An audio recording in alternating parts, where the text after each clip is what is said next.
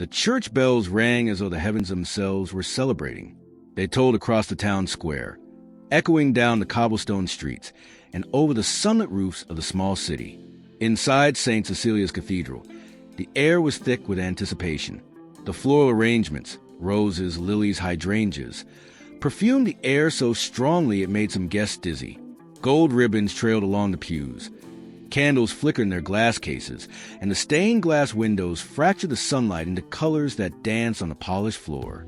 It was the kind of setting one would see in magazines, the kind of day every bride dreams of. And Amelia Brooks had dreamed of this day for as long as she could remember. She stood in the back room, veil in hand, heart thudding against her ribs like a drum. Her mother fussed with the hem of her lace gown. Her best friend Sophie fluffed the veil, and her father paced nervously, wringing his hands. Amelia stared at herself in the mirror, trying to breathe past the knot in her throat. She was beautiful. At least, everyone kept saying so. The white gown hugged her curves perfectly, the delicate lace sleeves brushing her arms, the long train flowing like a river behind her.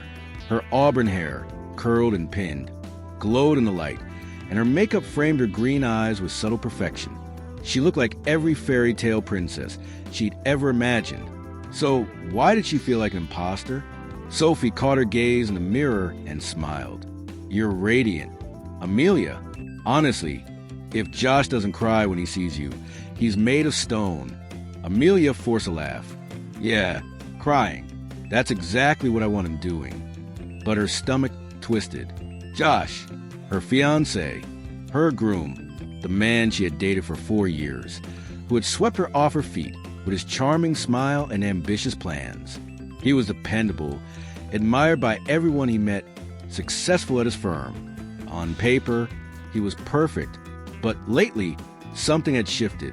She couldn't quite name it. Maybe it was the way his eyes sometimes glazed over during their conversations, or how he spent more time checking his phone than listening when she spoke. Maybe it was the way he laughed a little too easily with strangers, but seemed absent when she needed him most. Amelia shook her head. It was just nerves.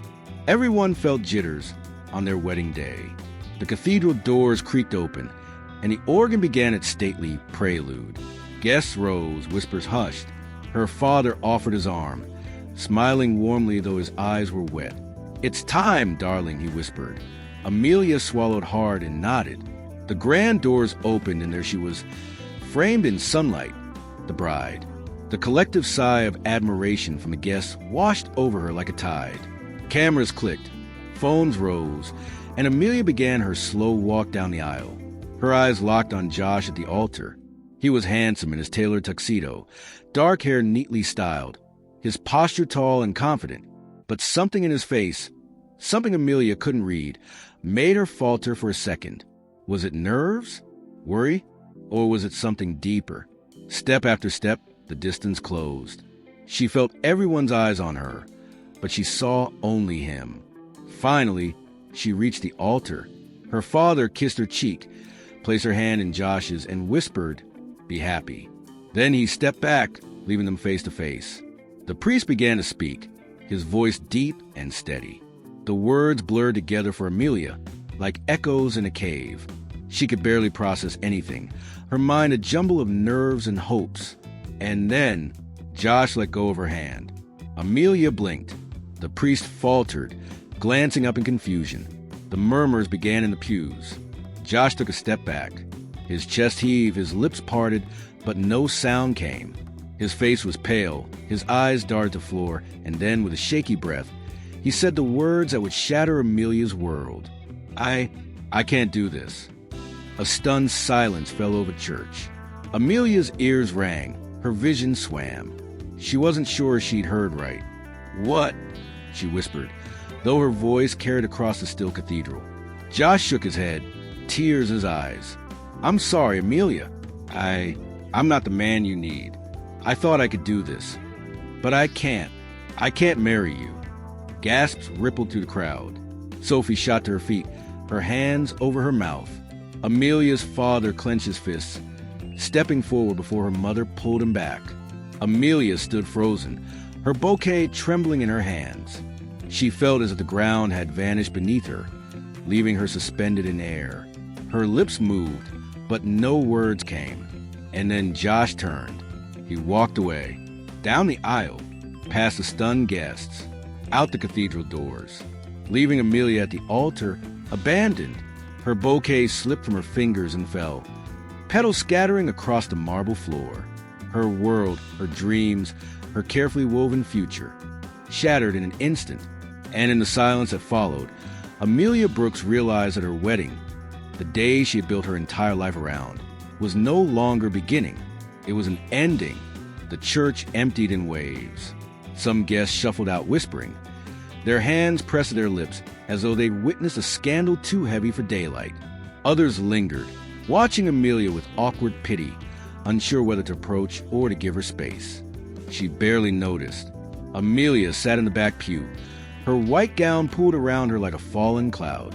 The veil lay crumpled beside her, and her hands, shaking, rested in her lap. She stared at the floor, replaying every second of what had just happened. Josh's voice, Josh's eyes, Josh's back as he walked away. It replayed like a cruel film reel, over and over, until she wanted to scream just to silence it. Amelia, her mother's voice was soft, trembling. She sat beside her daughter, laying a tentative hand on her shoulder. Her father stood nearby, his jaw tight, his face red with anger he tried to suppress. "Do you want to come home, sweetheart?" her mother asked gently. Amelia swallowed. Her throat was raw, as though she had been screaming even though she hadn't spoken since the altar. Home. The word felt both safe and suffocating. I need air," Amelia whispered, her voice hoarse. Her father opened his mouth, ready to protest, but Sophie intervened. "I'll go with her." Amelia managed the faintest smile for her best friend. She wanted to thank her, but the words wouldn't come. Instead, she stood, lifted the hem of her gown, and walked out of the cathedral with Sophie trailing close behind. Outside, the afternoon sunlight stabbed her eyes. The cheerful sound of the town, the vendors, the children laughing, the clatter of bicycles, felt like mockery. The world was carrying on, blissfully unaware that hers had collapsed. They crossed the square, Amelia's heels clicking sharply against the stone. She didn't know where she was going, but her feet carried her instinctively away from the crowd, away from the pitying stares. She found herself at a quiet park a few blocks away. The fountain at its center gurgled softly. Pigeons scattered at her approach, and the air was heavy with the scent of fresh-cut grass. Amelia sank onto a bench, the weight of her gown spilling around her. Sophie sat beside her, clutching her hand. "You don't have to say anything," Sophie whispered. "Just breathe." Amelia closed her eyes. She tried, but the silence pressed too heavily on her chest. "Why?" she croaked finally. "Why would he do that? Why wait until today? Until this?" Sophie's eyes darkened. "Because he's a coward. That's why. And because he doesn't deserve you." Tears slipped down Amelia's cheeks, hot and uncontrollable. She pressed her palms against her face, muffling a sob. "I feel so humiliated. Everyone was there. My parents, my friends, the whole town. I feel like I'm—" "Don't," Sophie interrupted firmly. She squeezed Amelia's hand tighter. "You are not broken. He is. He just showed his true self before it was too late." Before Amelia could respond, a voice broke in. "Excuse me, are you okay?" They both turned. A man stood a few feet away, holding a cup of coffee and looking genuinely concerned. He wasn't dressed like a guest. His jeans were worn, his jacket casual. His dark hair fell loosely over his forehead, and his kind brown eyes studied Amelia with the sort of gentleness she hadn't realized she needed. Amelia straightened slightly, brushing at her tears. She must have looked ridiculous, sitting in a park in a wedding gown, mascara streaked down her cheeks. Her voice cracked. She tried again. "I'm fine." The stranger tilted his head. "You don't look fine." His tone wasn't judgmental. It was honest, soft. Sophie eyed him suspiciously. "Do we know you?" He gave a small smile. "No, just passing through. I live nearby. I saw you from the corner, and I thought maybe you could use this." He extended the coffee. Amelia blinked at it, startled, slowly. She accepted it, the cup warm in her cold hands. "Thanks," she whispered. He nodded once. No one deserves to cry in a wedding dress. With that, he gave a polite half-smile, as if he didn't want to intrude further, and began to walk away. But Amelia found herself calling after him. "Wait, what's your name?" He turned, surprise flickering across his face. "Daniel." And then he walked on, leaving Amelia holding the coffee, her heart beating differently than it had an hour ago. Sophie nudged her gently. "You don't think?" Amelia shook her head quickly. No, he was just being kind. But the way her fingers curled around the warm cup, the way her chest felt less hollow than moments ago, she wasn't so sure. For the first time since her world had shattered, Amelia felt the faintest spark of something she couldn't name. Not hope, not yet, but maybe the beginning of it. The coffee cup sat on Amelia's nightstand for days after the wedding that never was. The paper sleeve was worn, smudged with her mascara from when she'd held it too tightly in the park. But she couldn't bring herself to throw it away. It wasn't about the coffee. It was about the moment. The kindness of a stranger at her lowest point had carved itself into her memory like light breaking through storm clouds. Life didn't stop, though. The days that followed were messy. Family consolations, awkward phone calls from guests who didn't know what to say, the endless whispers in town. Amelia buried herself under blankets, cried until her eyes ached, and ignored the buzzing of her phone. Sophie, bless her, never left her side, filling the silence with chatter when Amelia had no words. And yet, every time she closed her eyes, she thought of Daniel. His quiet eyes, his gentle smile, his words. No one deserves to cry in a wedding dress. It had been just one moment, but it had stayed. A week later, Sophie forced her out of the house. "You've moped enough," Sophie declared, pulling Amelia into her car. "You need fresh air, and maybe a burger, or 3. Amelia laughed weakly for the first time in days. "Bossy much?" "Absolutely. Now come on. Hair up, sunglasses on. We're going incognito." They ended up at a small cafe on the corner of Maple Street. Cozy, tucked between a bookstore and a florist. It was busy but not overwhelming. The smell of roasted beans and fresh bread wrapping around Amelia like a warm blanket. She was sipping a cappuccino when Sophie froze. "Oh my God!" "Don't look now." Of course, Amelia looked. Daniel.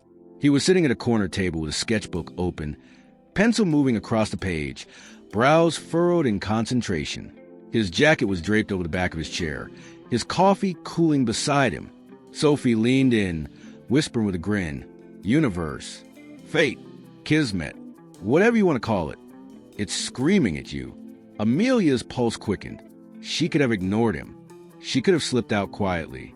But something inside her, a tiny, daring spark, pushed her forward. She stood, walked across the cafe, and stopped by his table. Daniel looked up, startled. Then recognition softened his features. "You, me," Amelia said, managing a shy smile. "I never thanked you properly." "You don't have to." "I want to." She hesitated, then nodded at the sketchbook. "What are you drawing?" He closed it instinctively, almost embarrassed. "Just nothing important." She tilted her head. "You're an artist?" He shrugged. "I try, mostly for myself." There was a pause. Then Amelia said the words before she could stop herself. "Can I sit?" Daniel blinked, then smiled faintly. "Of course." That conversation stretched into hours. They talked about small things at first. The weather, their favorite foods, books they loved. But slowly, deeper truths slipped out. Daniel told her he had grown up in the city, had once worked in finance, but left it behind to pursue his art and a quieter life. Amelia admitted she felt like her life had been on autopilot with Josh, that she hadn't realized how much of herself she'd lost until the silence at the altar. And Daniel listened, really listened. His eyes didn't glaze over. His hands didn't fidget toward a phone. He simply sat, steady and present, giving her space to unravel and breathe. For the first time in years, Amelia felt seen. Weeks passed, and their meetings became regular. Sometimes planned, sometimes accidental.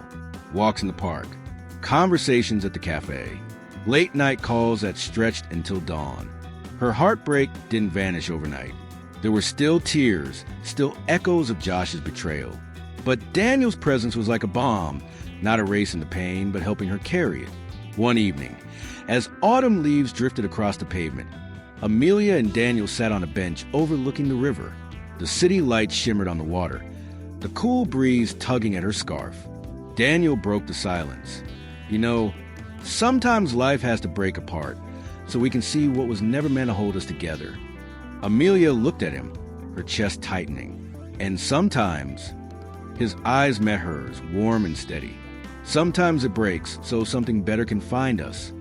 Her breath caught, slowly, tentatively. She reached for his hand. He didn't flinch. He held it, firm and reassuring. For the first time since the wedding that wasn't, Amelia smiled without a hurting. Months later, she stood once again in St. Cecilia's Cathedral.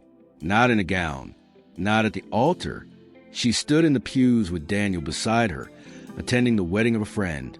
The bells rang, the flowers bloomed, and as the bride walked down the aisle, Amelia's hand tightened around Daniel's. She no longer felt the sting of what had been lost. Instead, she felt the quiet joy of what she had found. And when Daniel leaned close, whispering softly, "You look happier than the bride," Amelia laughed her heart full, because for the first time, she truly was, not because of a wedding, but because of love that had bloomed in the ruins, a love that was hers. Sparkling Heart, the wedding that isn't really a story about endings. It's a story about beginnings, the ones you never see coming, but that change your life forever.